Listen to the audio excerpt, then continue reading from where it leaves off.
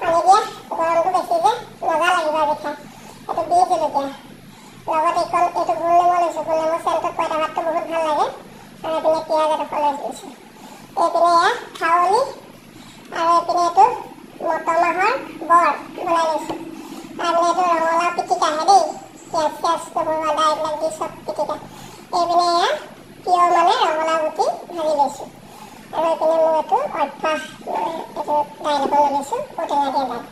গতিকে এতিয়া মই ভাতটো খোৱা আৰম্ভ কৰোঁ। আপোনালোকে ভিডিঅ'টো ধুনীয়াকৈ চাব। যদি আপোনালোকে খোৱা